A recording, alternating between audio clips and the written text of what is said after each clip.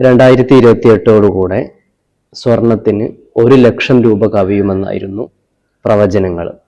പക്ഷെ ഇന്നത്തെ പത്രം എടുത്ത് നോക്കിയാൽ നിങ്ങൾക്കറിയാം, സ്വർണം 90,000 രൂപ പിന്നിട്ടു. അപ്പം 2028 ആകാൻ കാത്തിക്കണം. മിക്കവാറും ഒരു 1 മന്തിനുള്ളിൽ തന്നെ 1,00,000 രൂപ കവിയാനാണ് സാധ്യത.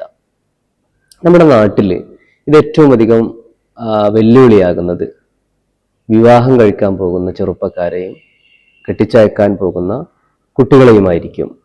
കാരണം അവരുമായിട്ട് ബന്ധപ്പെട്ടതാണ് പ്രധാനമായിട്ടും നമ്മുടെ നാട്ടിലുള്ള ഈ സ്വർണ്ണ വ്യാപാരം, അല്ലെങ്കിൽ സ്വർണം വാങ്ങൽ വിൽക്കൽ എന്നുള്ള കാര്യങ്ങൾ. പക്ഷേ എന്തിനാണ് സ്വർണം തന്നെ നമ്മൾ നൽകുന്നത് ചിന്തിച്ചിട്ടുണ്ടോ? കുറെ കാലങ്ങളായി നമ്മുടെ നാട്ടിലുള്ള ചില നടപ്പുകളുണ്ട്.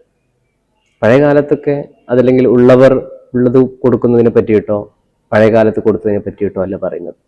ഇത്രയും ഭീകരമായ രീതിയിൽ പണം വർദ്ധിക്കുമ്പോഴും സ്വർണത്തിന്റെ പിന്നാലെയാണ് പല മാമൂലുകളും പോയിക്കൊണ്ടിരിക്കുന്നത്.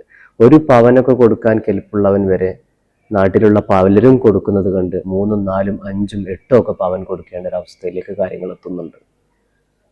ഇവിടെ ചെറുപ്പക്കാരായ ആളുകൾക്ക് പലതും ചെയ്യാനുണ്ട്. എസ്പെഷ്യലി ഒരു റവല്യൂഷൻ സ്റ്റാർട്ട് ചെയ്യാവുന്നതേ ഉള്ളൂ.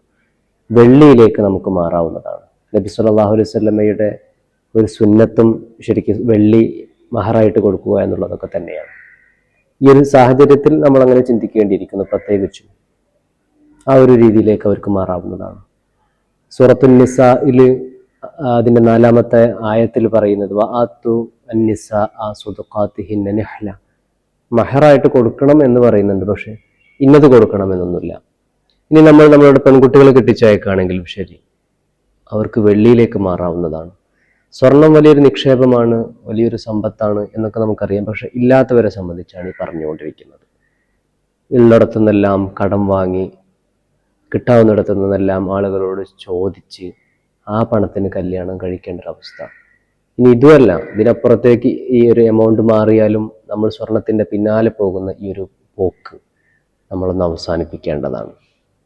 എങ്കിൽ നമ്മളുടെ സാമ്പത്തിക ഭദ്രതയ്ക്കും നമ്മുടെ മനസ്സമാധാനത്തിനും അത് ഉപകരിക്കുമെന്നാണ് എനിക്ക് തോന്നുന്നത്. 2025 സെപ്റ്റംബർ 15, അതായത് കഴിഞ്ഞ മാസം 15-ാം തീയതി പത്രത്തിൽ വന്നൊരു കണക്കാണ്. അതിലിങ്ങനെ വായിക്കാം: സ്വർണ്ണവില റോക്കറ്റ് വേഗത്തിൽ കുതിക്കുന്നത് കണ്ട് സാധാരണക്കാരും സമ്പന്നരും ഒരുപോലെ നെഞ്ചിൽ കൈവച്ച് എൻ്റെ പൊന്നേ എന്ന് നിലവിളിച്ചു പോകുന്നു. പണ്ടൊക്കെ 10-20 വർഷം കൊണ്ട് പവന് 1000-ഉം 2000-ഉം കൂടിയിരുന്നതെങ്കിൽ ഇന്ന് 10,000-ങ്ങളാണ് കൂടിക്കൊണ്ടിരിക്കുന്നത്. അതിനൊരു കണക്കുണ്ട്, ഞാനിവിടെ കാണിക്കാം. ഈ ഒരു അർത്ഥത്തിലാണ്